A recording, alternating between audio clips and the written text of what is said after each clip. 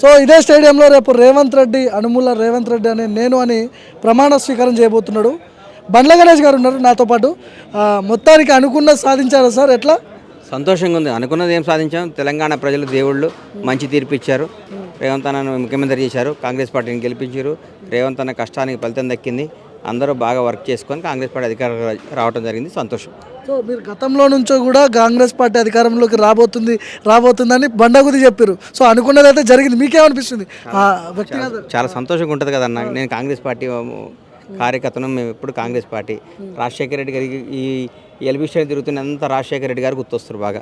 అప్పుడు రాజశేఖర రెడ్డి గారు షేరింగ్ చూసి సందడిగా ఉండేది కదా, అది అన్నీ గుర్తొస్తుంటే చాలా స్వీట్ మెమరీస్. అది మళ్ళీ రేవంత్ అన్న చూస్తున్నాం, సంతోషంగా ఉంది. సో ఏ హోదాలో చూడవచ్చు ఇప్పుడు బండ్ల గణేష్ గారిని? ఏముండవన్నా, ఎందుకు ఎన్ని హోదాలు మనకు. కాంగ్రెస్ పార్టీ కార్యకర్త మంచి హోదా. అవన్నీ హోదాలు ఏది శాస్త్రంగా జీవితంలో అన్నీ మామూలే. మీకు తెలియదు ఏమని చెప్పండి, ఎంతమంది చూసాం మనం, అంతేనా? ఇదే సీఎం పదవి పైన పెద్ద ఎత్తున రచ్చ జరిగింది. రేవంత్ రెడ్డి కరెక్ట్ ఇవన్నీ మాట్లాడన్నా. రేవంత్ అన్న సీఎం అవుతాడు అనుకున్నా, అయ్యాడు, అంతే. Thank you. సో మీకు కావాల్సింది జరిగిందంటారా? 100% జరిగింది. సో 6 గ్యారంటీలు ఇవన్నీ అవుతాయంటారా? 6 గ్యారంటీలు, 5 డిక్లరేషన్లు ఎందుకు అన్న? ఇంకో 7వ తారీఖు ఇంకో ఎక్స్ట్రా గ్యారంటీ కలుపుతారు వీళ్ళు రెడీగా కాసుకొని కూర్చున్నారు. కేటీఆర్, హరీష్ రావు అంటే ఎప్పుడు దుమ్మెత్తిపోద్దామని. సో దానికి ఛాన్స్ ఇస్తారా అంటున్నా నేను. కష్టం, ఇంపాసిబుల్.